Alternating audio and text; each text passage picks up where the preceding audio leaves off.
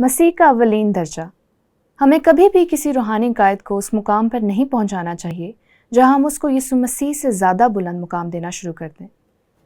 میں یمنا ہوں۔ اب یہ اصول یوحنا بپتسمہ دینے والے کی زندگی سے ملتا ہے، اور یہ بہت خوبصورت مثال ہے کیونکہ ہم یہ سلسلہ جاری رکھتے ہیں کہ یسوع کے یوحنا الصباغی سے بپتسمہ لینے کے بعد کیا واقعہ ہوتا ہے۔ وہ اسرائیل کے لوگوں پر ظاہر ہوتا ہے جب روح القدس آسمان سے کبوتر کی مانند نازل ہوتا ہے۔ یسوع اپنی خدمت کا آغاز ان لوگوں میں کرتا ہے جو اس کے پیچھے ہوتے ہیں، اور اس لمحے اس کے شاگرد تھے، میرے خیال میں شاید پطرس، اندریاس، نتنیل اور فلپس ان لوگوں کا حصہ تھے جو یسوع کے گلیل میں واپس جانے سے پہلے پیچھے تھے۔ اب غور کریں کہ اس صورتحال میں یسوع کی خدمت سے پہلے کیا ہوتا ہے۔ میں اس کو جھگڑا کہتی ہوں۔ یوحنا 3 باب اس کی 25 آیت۔ پس یوحنا کے شاگردوں کی کسی یہودی کے ساتھ طہارت کے بارے میں بحث ہوئی۔ ہم اس نامور یہودی کے بارے میں بالکل نہیں جانتے جس کے ساتھ یوحنا کے شاگردوں کی بحث ہوئی۔ بہت سے ایسے لوگ تھے جو ابھی تک یوحنا کی پیروی کر رہے تھے۔ انہوں نے یوحنا کے پاس آ کر کہا، اے ربی، جو شخص یردن کے پار تیرے ساتھ تھا، جس کی تو نے گواہی دی ہے، دیکھ وہ بپتسمہ دیتا ہے اور سب اس کے پاس آتے ہیں۔ اب میرا ایمان ہے کہ ہمیں یوحنا سے ایک بہت خوبصورت مثال ملتی ہے، لیکن اس سے پہلے ہم یوحنا کے رد عمل کو دیکھیں گے۔ میں اسے مزید آسان کروں گی۔ خیر، مجھے اپنا ذہن بدلنے دیں۔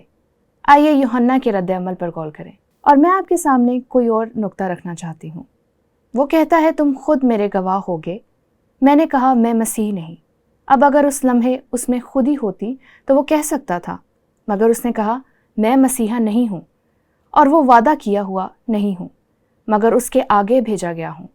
جس کی دلہن ہے وہ دلہا ہے، مگر دلہے کا دوست جو کھڑا ہوا اس کی سنتا ہے، دلہے کی آواز سے بہت خوش ہوتا ہے۔ بس میری یہ خوشی پوری ہو گئی۔ اور یہاں بہت ہی زبردست بیان ہے جو کہ میرے خیال میں پورے نئے عہد نامے میں، خاص کر اس اصول میں مسیح کو جلال دینے کے لیے یوحنا نے کہا، ضرور ہے کہ وہ بڑھے اور میں گھٹوں۔ بہت ہی زبردست بیان، اپنے آپ سے یسوع مسیح کی طرف توجہ دلانے کے لیے۔ اب یہاں پر میں جس چیز کا اضافہ کرنا چاہتی ہوں وہ یہ ہے کہ اس کا یہ مطلب نہیں کہ یوحنا کو اس کے بعد اس پر شکوک و شبہات تھے، کیونکہ کیا آپ کو یاد ہے کہ اس کے ساتھ کیا ہوا؟ وہ قید میں ڈالا گیا، اس پر ظلم ہوا۔ شاید وہ طبعی طور پر جانتا تھا کہ وہ قتل کیا جائے گا، اور ایک قید میں ایک لمحے اس نے اپنے شاگرد یسوع کے پاس بھیج کر پوچھا کہ آنے والا مسیح تو ہی ہے؟ یسوع نے جواب میں ان سے کہا کہ جو کچھ تم سنتے اور دیکھتے ہو جا کر یوحنا سے بیان کر دو، سارے معجزات میں کر رہا ہوں، بے شک میں ہی آنے والا مسیح ہوں، بے شک میں ہی مسیح ہوں۔ اور پھر اس نے ان لوگوں سے کہا کہ جتنے عورتوں میں سے پیدا ہوئے ان سب میں سے یوحنا بڑا ہے، اور اس نے ان کو یقین دلایا کہ بے شک آنے والا مسیح میں ہی ہوں۔ اب جو نقطہ میں پیش کرنا چاہتی ہوں وہ یہ ہے کہ شک کا مطلب ہرگز نہیں ہے کہ آپ حقیقی طور پر ایمان نہیں لے۔ یہ میری زندگی میں بھی مشکلات کی وجہ سے ہوتا ہے، جب میں اس سوچ میں پڑ جاتی ہوں کہ میرا ایمان کس پر ہے۔ اس کا ہرگز مطلب یہ نہیں ہے کہ آپ ایمان ہی نہیں لائے۔ اس کا مطلب ہے کہ آپ بھی یوحنا کی طرح آزمائے جاتے ہیں۔ اس تناظر میں نہیں کہ وہ بھی آزمایا گیا، لیکن ہم واپس اصول پر آتے ہیں، واپس اس کہانی پر آتے ہیں کہ اس اصول کا مطلب کیا ہے، اور وہ یہ کہ ہر کامیاب روحانی رہنماؤں کو اس آزمائش سے گزرنا پڑتا ہے، اور یہ لوگوں کو ضرورت سے زیادہ عزت دینے کا موقع دیتی ہے، جو کہ نہیں ہونا چاہیے۔ عام طور پر کہا جاتا ہے کہ یہ ایک آزمائش ہے۔ میرے خیال میں یہ ہر ایک قائد میں ہے، حتیٰ کہ مسیحی رہنماؤں میں بھی، اور بہت سے مسیحی رہنما کہ مسیحی لوگ یسوع مسیح سے زیادہ پیروکار بن چکے ہیں۔ دوسرے الفاظ میں یہ دوہری گلی کی مانند ہے۔ قائدین لوگوں کی حوصلہ افزائی کر سکتے ہیں، لیکن لوگ ان کے پیروکار بن جاتے ہیں، اور اس طرح دونوں غلطی کرتے ہیں۔ یسوع مسیح ہی ساری عزت اور جلال کے لائق ہیں۔ اور اگر آپ دوبارہ اصول اور دوسری مثال پر واپس جائیں تو پولس اس کی کرنتھس کی کلیسیا میں بہت خوبصورت مثال دیتا ہے، کیونکہ وہ شخص پرستی کی خبر سناتا ہے۔ اور یہاں وہ اپنے پہلے خط میں اس کو کیا جواب تحریر کرتا ہے جب وہ ان کرنتھیوں کو لکھتا ہے جو کہ بہت جسمانی ہوتے ہیں، بالکل جسمانی ایماندار۔ اور وہ کہتا ہے، کیونکہ اے بھائیو، تمہاری نسبت مجھے خلوے کے گھر والوں سے معلوم ہوا۔ وہ ایمانداروں کو لکھ رہا ہے۔ میرا یہ مطلب ہے کہ تم میں سے کوئی تو اپنے آپ کو پولس کا کہتا ہے، کوئی اپولوس کا، کوئی کیفا کا، کوئی مسیح کا۔ اور پولس کہتا ہے یہ درست نہیں۔ وہ ایسے ہی کہہ رہا ہے جیسے یوحنا نے کہا، خاص طور پر اس اصول میں، اور مجھے اس خیال سے بہت محبت ہے۔ میں اس بات کو بیان کرنے جا رہی ہوں کہ حقیقت میں اس کے کہنے کا کیا مطلب ہے۔ کیا مسیح بٹ گیا؟ کیا پولوس تمہاری خاطر مصلوب ہوا، یا تم نے پولوس کے نام پر بپتسمہ لیا؟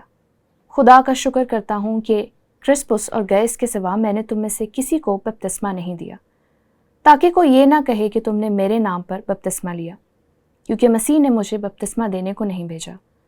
اب وہ بپتسمے کے بارے میں بات کرتا ہے، لیکن یہ پولوس کے لیے انجیل کا حصہ نہیں ہے، کیونکہ مسیح نے مجھے بپتسمہ دینے کو نہیں بھیجا بلکہ خوشخبری، یعنی کہ تم کو فضل ہی سے نجات ملی ہے، سنانے کو بھیجا، اور وہ بھی کلام کی حکمت سے نہیں، تاکہ مسیح کی صلیب بے تاثیر نہ ہو۔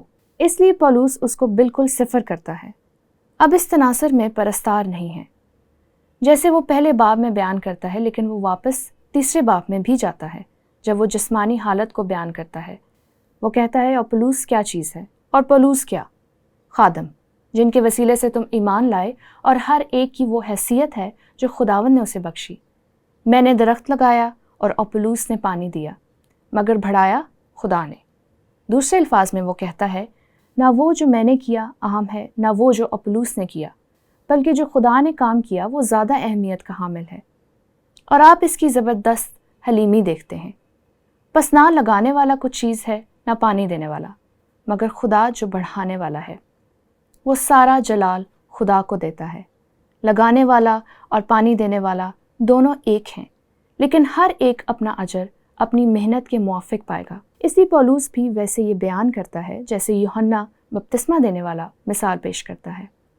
مسیح کو ہمیشہ درجہ دیتا ہے۔ اب یہاں پر توازن ہے، اور پولوس خود اس توازن کو برقرار رکھتا ہے جب وہ تسلنیکیوں کو خط لکھتا ہے۔ اور غور کریں وہ کیا کہتا ہے۔ پہلا تسلنیکیوں اس کا 5واں باب۔ اور آئے بھائیو، ہم تم سے درخواست کرتے ہیں کہ جو تم میں محنت کرتے، یہ وہ قائدین ہیں جن کو وہ تسلیم کرتا ہے، اور خداوند میں تمہارے پیشوا ہیں، اور تم کو نصیحت کرتے ہیں، انہیں مانو، اور ان کے کام کے سبب سے محبت کے ساتھ ان کی بڑی عزت کرو۔ آپس میں میل ملاپ رکھو۔ دوسرے الفاظ میں ہمیں ان کو عزت دینی ہے جو اس کے مستحق ہیں، تاکہ اس اصول میں توازن برقرار رہے۔ ہم یسوع کے مقابل نہیں ہیں، لیکن ہمیں ان کو عزت دینی ہے جو عزت کے لائق ہیں۔ یہ ایک طاقتور توازن ہے، اور آپ پورے کلام مقدس میں اس توازن کو برقرار دیکھ سکتے ہیں۔ یہ ایک سوال کو جنم دیتا ہے، ہمیں کیسے اپنے رہنماؤں کو عزت اور احترام دیں، اور ساتھ ہی خداوند یسوع مسیح کو ہمیشہ اپنا مرکز بنائے رکھیں۔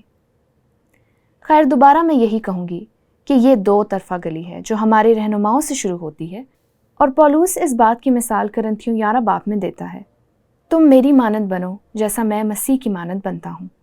اس کا کیا مطلب ہے؟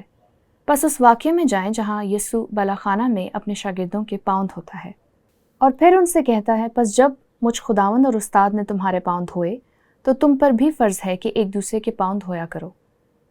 اس طرح وہ کہہ رہا تھا کہ میں سب سے بڑا ہو کر تم سب کا خادم بنا ہوں، بلکہ جو تم میں بڑا ہے وہ چھوٹے کی مانند ہو۔ یسوع اگرچہ ابن خدا تھا، اس نے یہ مثال دی، اور ہمیں مسیح کی مانند ہونا ہے۔ پولوس کے مطابق میری مانند ہو جیسے میں مسیح کی مانند ہوں۔ یہ وہ طریقہ ہے جس کے مطابق ہم کو رہنا ہے۔ دوسری جانب ہمیں اپنے قائدین کے لیے خدا کے شکر گزار ہونا ہے۔